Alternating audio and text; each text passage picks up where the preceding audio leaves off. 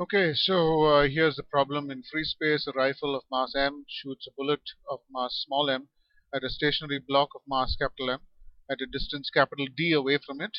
When the bullet has moved a distance small d towards the block, the center of mass of the bullet block system is at a distance from the rifle equal to, and then we've got some options.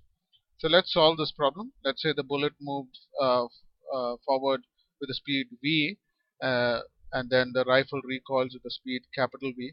Using conservation of momentum, because this will be a totally internal force, we will get small m v is equal to capital M V, which gives us capital V is m by capital M times small d.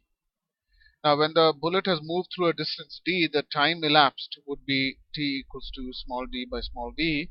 And in that same amount of time, we can say that the rifle, therefore, has moved the distance, let's call it d dash, equals to capital V into t. Substituting for capital V and for t, we get small m by capital M times small d. So let the initial position of the rifle plus bullet, so the rifle with the bullet inside it, let that be our origin. After time t, the position of the bullet is x equal to d as given in the problem. And of the rifle will be x is equal to minus small m by m into d. The negative sign, because it's recoil, it moves into the negative direction. The position of the block, it's stationary, so that's x dash is equal to d, capital D. So that stays there. So the position of the center of mass of the bullet block system, xcm, it will be equal to small m into d plus capital M into capital D divided by m plus m. That's the location of the center of mass. So the distance of the center of mass from the rifle, now let's say that small d dash, that is simply the difference in the coordinates, the center of mass to where the rifle had moved.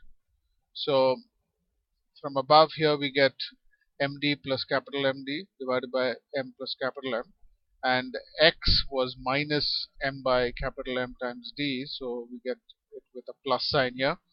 Taking LCM, and if you can call it simplifying, we get that.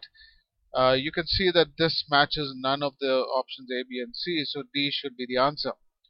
Now, that's a lot of work to get to none of these, yeah? So let's see if there's something else that we can look at, yeah? So let's see the options again. These are our options. Now, let's do an extreme case analysis at time t equal to 0, yeah? The bullet is at x equal to d equal to 0. So d is now equal to 0, and small d that is, and the block is still at x equal to capital D. So the center of mass would then be using the formula here, and that simplifying we get capital MD divided by m plus capital M. Now you can see if I plug in d equal to small d equal to 0 in these A, B, and C, A and B don't give me the option, don't give me this value, yeah, this expression. It is only C that gives me that expression. Yeah. So C is the one that fits, but is what does C imply is also important. Yeah. Capital D minus D. What that is telling us is that as time increases and D increases, small d increases, the block being stationary, the bullet moving to the right, the center of mass moves towards the left.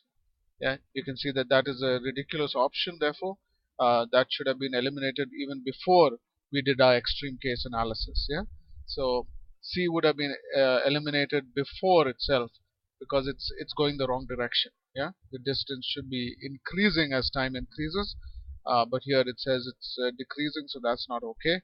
And then A and B don't give us the right value of the expression at time t equal to 0.